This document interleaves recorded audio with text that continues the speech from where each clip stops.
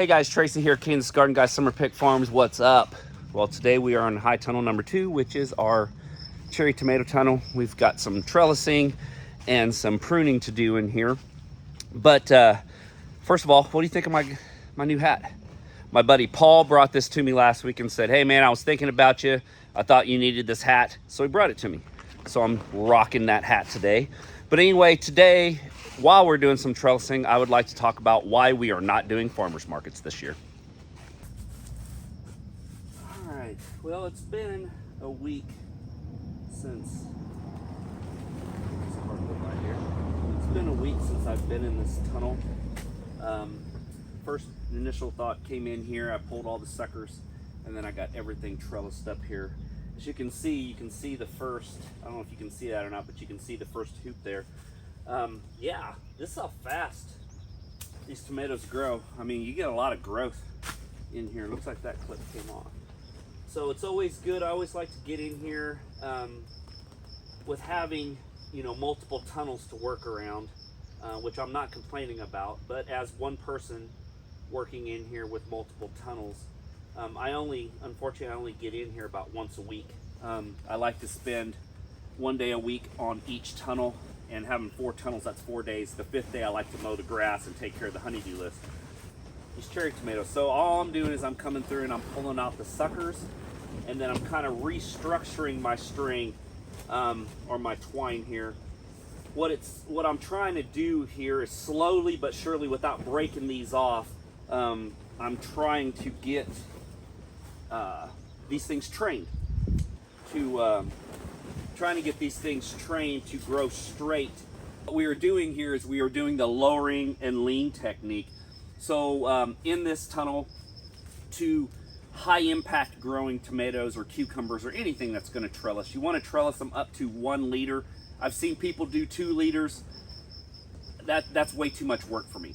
So I do 1 liter per plant, but I grow high intensively, which means instead of separating my plants 2 feet apart like this 100-foot row, I would have 50 tomato plants in here 2 feet apart, and then I would crisscross every single one. Or you would split the row at 25 feet. One section would go this way, one section would go that way, kind of deal. What I did was I did the exact same thing. The only thing is I did 2 rows within these beds. When I made these beds, instead of the standard 30-inch market style beds, which you're used to seeing, I made these 3-foot beds. The reason why I did 3 3-foot beds instead of 5 30-inch beds, you would think, well, you got 5 30-inch 100-foot beds, that would grow more. No, because the 30-inch bed is only yay wide. You could try to put 2 plants in there, but you're really, really close. And unless you're on this tunnel every day, you're gonna get them somewhere, you're gonna miss something, suckers are gonna grow, you're gonna get all this stuff intertwined, and then it's gonna be heck trying to get this stuff out. So what I did is I made these beds 3 beds, 300-foot beds in here, but I made them 3 foot wide so I could double the plants in here.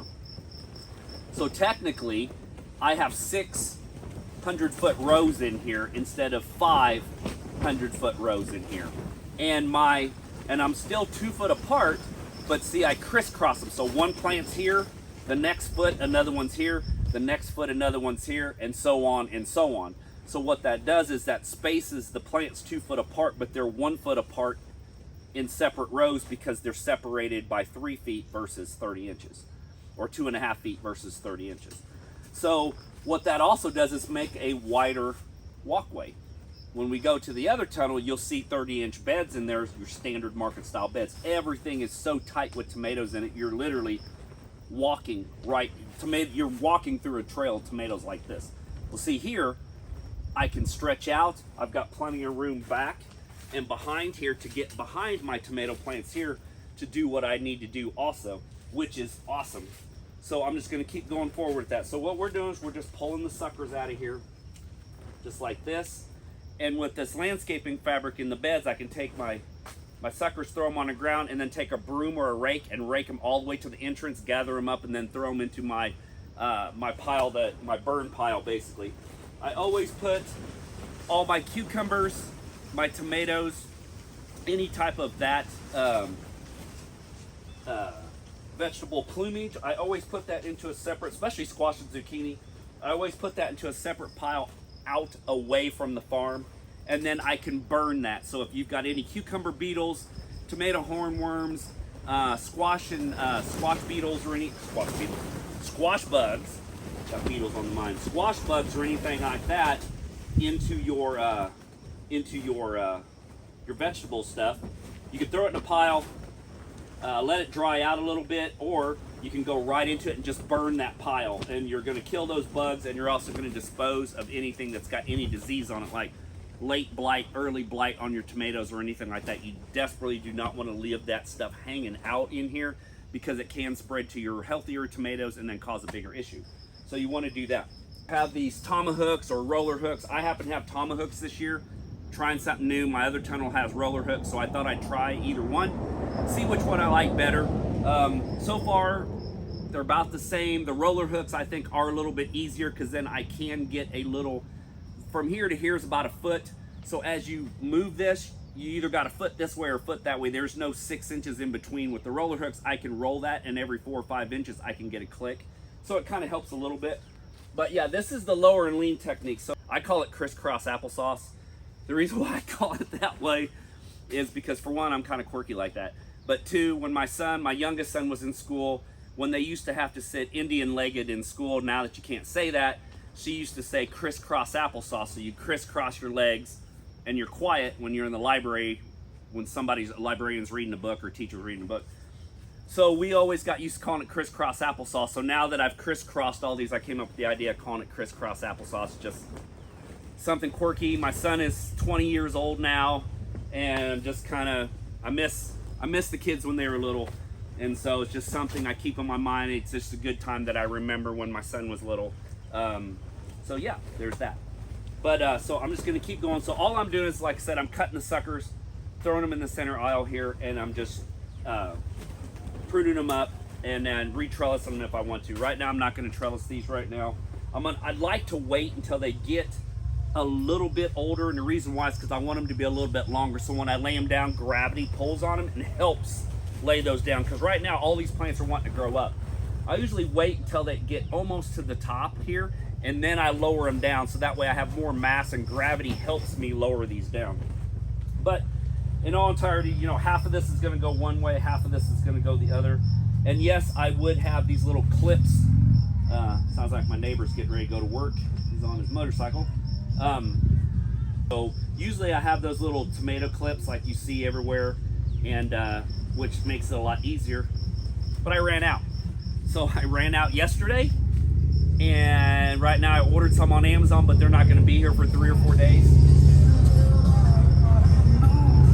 They're not going to be here for 3 or 4 days, and I do not have 3 or 4 days to let these things hang out. These things are already that far grown in a week. They're going to be that far grown, and then they're going to get intertwined. It's going to be chaotic to get this apart. So I went ahead and decided that I was going to go through, prune these, and then put some of these tomato twine on it, and that would help me get through it. And then from that point on, I can get, when the clips come in, I could either replace them with the clips, or I could just leave them and then set the new clips. So it doesn't really hurt anything. Tomato twine is cheap. I've got a lot of it, so it's not really that big of a deal. So that's what I'm doing. I'm just coming up here and I'm pulling these up, just getting them to straighten themselves up here. But yeah, the real reason why I wanted to talk to you guys today is, for one, I need to make a video for you guys so you remember who I am. Or two, I want to talk about why we're not doing farmers markets this year.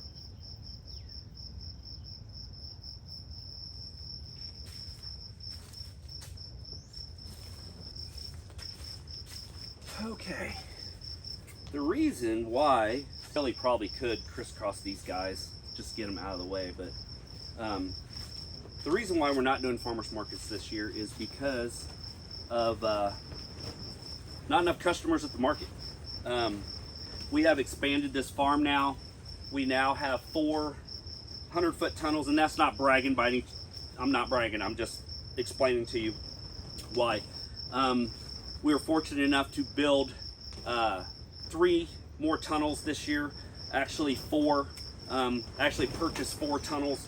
I've only got 2 of those 4 up right now, so, but we do have 3 20 by 100 tunnels up right now. So that has tripled our growing space. Oh, there's a big sucker, see? Yeah, sucker. But we have tripled our growing space. So which means we're going to have a lot more produce that we need to produce, or you're just losing out money. You're buying high tunnels for no reason. And so we did, all intentions started going to do a market this year. We weren't going to do the market that we've been doing the last 2 years. You know, we have a handful of customers that come see us every Saturday, but 5 or 6 customers is not enough to keep your business going. This is a business. This isn't a hobby for us. You know, actually, this is a business. We need to make money at this, or we need to find another business to do. And in order to keep this farm floating, we need to sell produce, we need to make money, we need to build, we need to expand, we need to do all that. So that's what this is. This isn't a hobby farm or anything like this. This is actually a business. We sell everything we grow here. So with the direction that farmers market was going, I did not see a future with them, or how big we were getting. I did not see a future with them. It got to the point to where what I was growing in my first tunnel that I had to scale down what I was growing to sell at the market, if that makes any sense. The first couple times I went to that market 2 years ago, we were bringing 50 pounds of salad mix, and that may sound like a lot to some, or that may sound like, wow, that's not even nothing, depending on your market. You know, we're here in the middle of the country, we're here in Zone 6 in Kansas, so 50 pounds of salad mix at our farmer's market was a pretty big deal. We could stack the table high with that. We would only sell 10 or 15 pounds, and it wasn't because our product was not good enough. It was because we were only getting 20 or 25 customers in a 6 to 8 hour day that would walk through the booth. So if you're selling to half those customers, let's say you sell to 50% of the customers that walk through, so we're selling salad mix to 10 or 15 customers. Even at that, you're not selling enough. So we would scale down our salad mix growing so we didn't waste any, because we were donating more to the food bank than we were selling. And that's awesome that, you know, people are going to be able to use our food, but in a business sense, it doesn't pay the bills. So we had to rethink that model. And last year when we were at the farmers market, we went up just a little bit, but it was still to the point where we were bringing things home or donating a lot more. So this year we decided we weren't going to go back to that farmers market. We were going to try a bigger farmers market, which is on the east side of us, that has a very good showing. I think they are the oldest farmers market in the state. They've been around for like 30, 40 years. We put an application in, we got accepted to be there. We got an email, said, hey, you guys have been accepted. I'm glad that you guys are going to be at the farmers market. We need more big produce vendors here to make our market succeed. The one thing we do need is we need to come to the farm and do an on-farm check. And what that basically is that farmers market is you have to grow or produce or make what you sell there, which is awesome because it's hard to compete against a farmers market that you're allowed to buy produce and then resell it as a farm. I don't like that. It's hard for farmers to compete with people like that.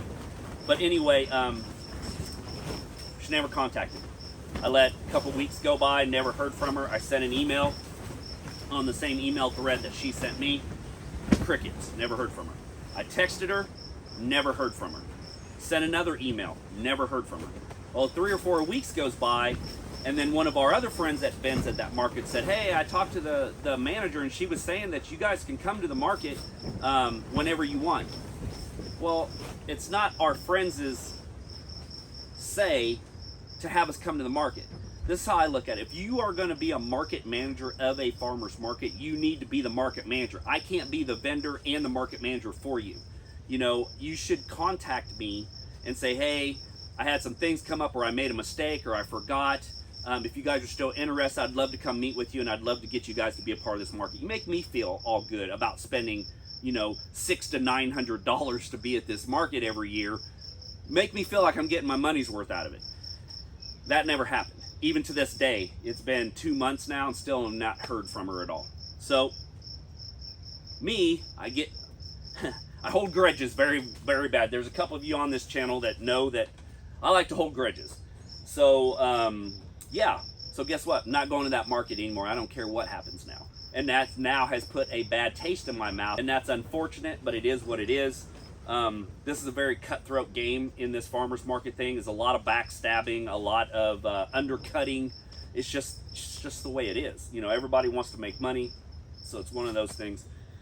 So what we did this year is I got a hold of a company here in our town, and they serve almost 6,000 meals to underprivileged folks, the elderly, that's kind of situations like that. Great people. They are buying every ounce of produce that we have because they want to eat local for these folks. They want these folks to have the best food that they could possibly get, and they also understand that small farms like ours produce great quality fruit within 15 miles of their facility, so they don't have to truck stuff in from Cisco or US Foods or anything like that. Now they may have to do some because there's some stuff we don't grow here that they do use on the menu, but all their salad mix, tomatoes, cherry tomatoes, cucumbers, zucchini, and squash all comes from us starting this year. A couple weeks ago when I talked to her, she told us that everybody loved it and that they were interested in going forward with us to the new menu, which is awesome for us, which means we get a menu every 6 months. And so what that does is she makes a menu 6 months in advance, so everybody, every one of her vendors and everybody that works there knows what they're doing that day. And so that also helps us when we grow produce for them, because now I have a 6-month window to know exactly when I need to get stuff done. So we're doing multiple successions of squash and zucchini. I'm on my 3rd succession now. I have one planted out in the field that we're harvesting, starting to harvest. I've got another set behind me here that is getting ready to go to fruit in a couple weeks. And then I just started another 2 seed trays in my grow room downstairs that is just now popping out of the soil yesterday. So I've got successions of this squash and zucchini. And when they're buying so much fruit and so many vegetables from us, you have to plan that out. And with the 6-month menu, this helps us plan it out. Now, you know, that may or may not work for your guys, but I'm telling you, if you can get into a system where you can find a vendor like this, that you may not make as much money as a farmer's market. Now, let me say that. Okay, just to give you an example, if you take our salad mix, most people sell a salad mix in a 5 to 7 to 8 ounce bag for blah, blah, blah amount. I'm selling a pound of salad mix for 1/3 of what I would sell it at the farmer's market. But here's the deal. When you go to the farmer's market, so I'm taking a little bit of a cut on my salad mix, but I'm still making money on it. But I'm taking a little bit of cut on my salad mix because they are buying all of it. And the thing about that is I do not have to drive to town and sit at a farmer's market every Saturday for 7 to 8 hours to sell 100 pounds of salad mix in a month. I can now drive to town every week and sell them a couple 100 pounds. And then I put it in one big gigantic bag, and I put it in a plastic tote, and I wheel it in, and I put it right in their walk-in cooler, and then when they need it, they open up the bag and they portion it out for what they do. I'm not sure how they portion it out, but I'm sure they portion it out in portions for each one of the meals. Like I said, it's 5,816 meals, if I believe so, is what she told me.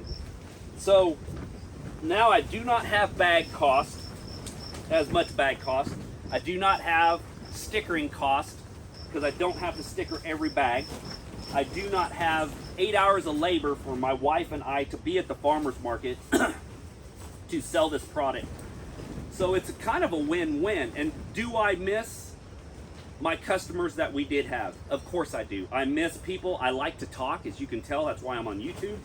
I love to talk to people. I love to hear their stories. I love to hear their garden stories.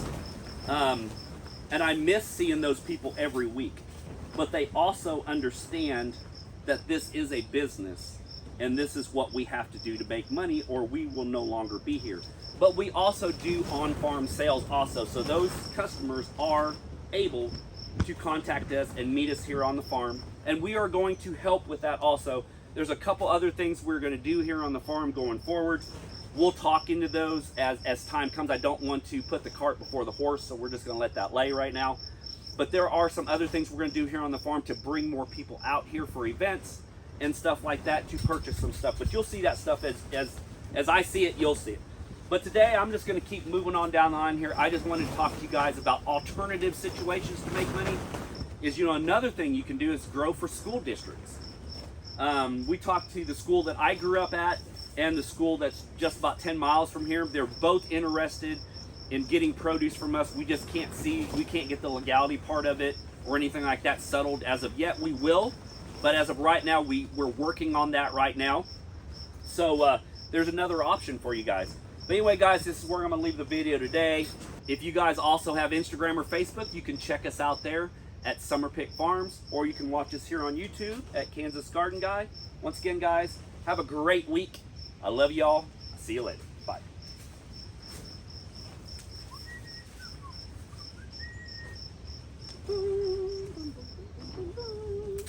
I love green tomatoes. Oh yeah, these things are going to be awesome. Oh, I'm so excited.